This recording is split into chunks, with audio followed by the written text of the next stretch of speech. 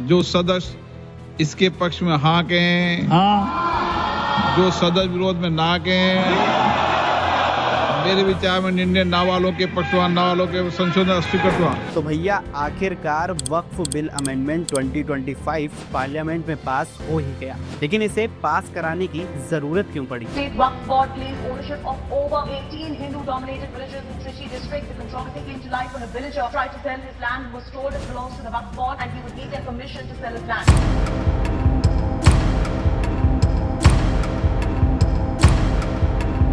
ये तो सिर्फ एक झलक है। Waqf Board Indian Armed Forces and Indian Railways के बाद इंडिया का थर्ड लार्जेस्ट लैंड होल्डर है, जिसमें 8.5 लाख प्रॉपर्टीज आती हैं, जो कि करीब 9.5 लाख एकड़ में फैली हुई हैं और वैल्यू है 1,20,000 करोड़। और शायद इसीलिए बिल में अमेंडमेंट के नाम पर इतना हल्ला मचा हुआ था।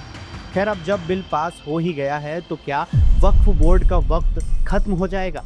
जानना चाहते हैं तो वीडियो को एंड तक ज़रूर देखिएगा और चैनल पर नए हैं तो सब्सक्राइब करना मत भूलिएगा।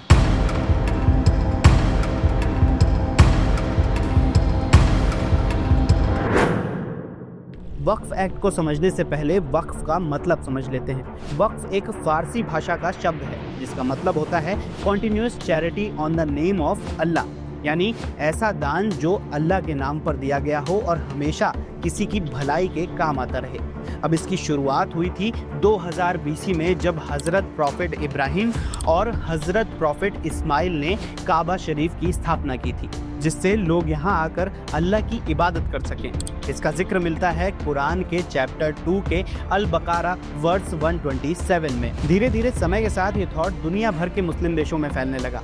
वक्फ के तहत मिलने वाले दान को सिर्फ मदरसा, हॉस्पिटल या फिर मस्जिद बनाने के लिए या फिर किसी भी धर्म के गरीब और बेसहारा लोगों को रोटी, कपड़ा और मकान मुहैया कराने के लिए यूज़ किया जाता था, लेकिन आगे चलकर इसे सिर्फ मुस्लिमों तक ही सीमित कर दिया गया। अब इस चैरिटी का हिसाब किताब रखने और सही से इस्तेमाल करने के लिए एक ट्रस्ट की भी ज़रूरत थी। तब जाकर वक्फ बोर्ड बनाया गया। इंडिया में वक्फ बोर्ड की एंट्री हुई पार्टीशन के बाद 1950 में, जब नेहरू लियाकत पैक्ट के तहत भारत छोड़कर पाकिस्तान जा चुके लोगों की संपत्ति को मैनेज करने के लिए वक्फ बोर्ड के गठन की बात उठने लगी।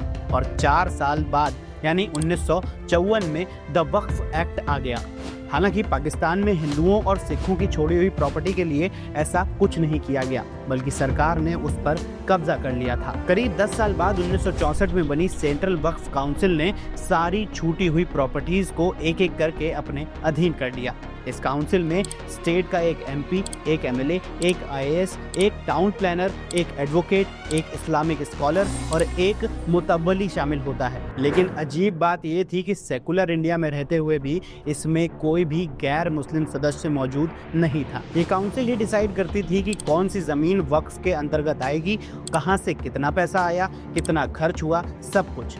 और इसका अता पता सरकार को भी नहीं होता था। ये बिल और भी ज़्यादा खतरनाक तब बन गया जब 1995 में PV नरसिम्हा राव की सरकार में इस बिल में अमेंडमेंट किए गए और इसे वक्फ बोर्ड से जुड़े ज़मीनी विवादों को निपटाने के लिए वक्फ बोर्ड की एक ट्रिब्यूनल काउंसिल बना दी गई। और बड़ी बात ये थी कि इस काउंसिल के फैसले को किसी भी कोर्ट में चैलेंज नहीं किया जा सकता था, यानी वक्फ बोर्ड का फैसला आखिरी फैसला। इसके बाद से ही वक्फ बोर्ड लाइमलाइट में आने लगा। आरोप लगने लगे कि वक्फ के चलते हजारों करोड़ों की जमीन कब्जा की जा रही है। फिर 2013 में UPA 2.0 में एक और अमेंडमेंट हुआ, जिसने वक्फ ट्रिब्यूनल कोर्ट्स को और भी पावर्स दे दी।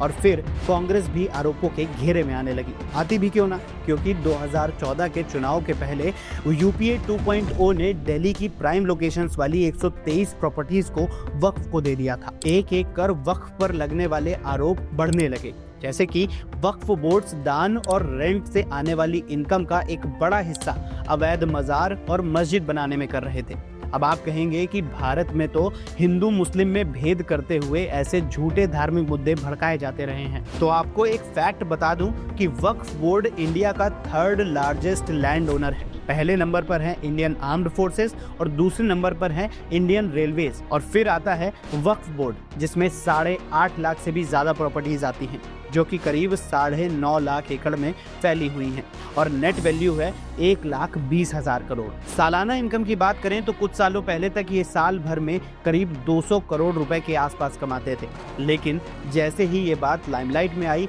तो इनकी इनकम अचानक से 99.9% घटकर केवल 1.25 करोड़ रुपए तक रह गई, जिसके बाद से वक्फ बोर्ड पर फाइनेंशियल इरेगुलरिटी और करप्शन के आरोप भी लगने लगे। साथ ही ये भी आरोप लगते हैं कि वक्फ बोर्ड पहले तो झारखंड, छत्तीसगढ़, महाराष्ट्र के ट्राइबल लोगों की जमीन को वक्फ की जमीन बताकर हथिया लेता है और फिर जमीन के बदले शादी करके इस्लाम अपनाने के लिए फोर्स करता है और फिर शादी के बाद जमीन को वक्फ के लिए दान कर दिया जाता है। और ये इसलिए भी सच लगता है क्योंकि मार्च 2015 में वक्फ के पास महज 3.5 लाख इमूवेबल प्रॉपर्टीज थी जो कि जुलाई 2024 तक करीब 8.5 लाख से भी ज्यादा पहुंच गई, यानी डबल से भी ज्यादा, जिसमें जमीनों का एक बड़ा हिस्सा एनक्रोचमेंट के अंतर्गत आता है। अब अगर वक्फ के ट्रिब्यूनल कोर्ट्स की बात करें तो भारत में कुल 32 वक्फ ट्रिब्यूनल कोर्ट्स मौजूद हैं जिनमें करीब 40,000 से भी ज्यादा केसेस पेंडिंग हैं और करीब 10,000 केसेस तो ऐसे हैं जो मुस्लिम कम्युनिटी के लोगों ने ही वक्फ बोर्ड के खिलाफ दर्ज करवाए हैं।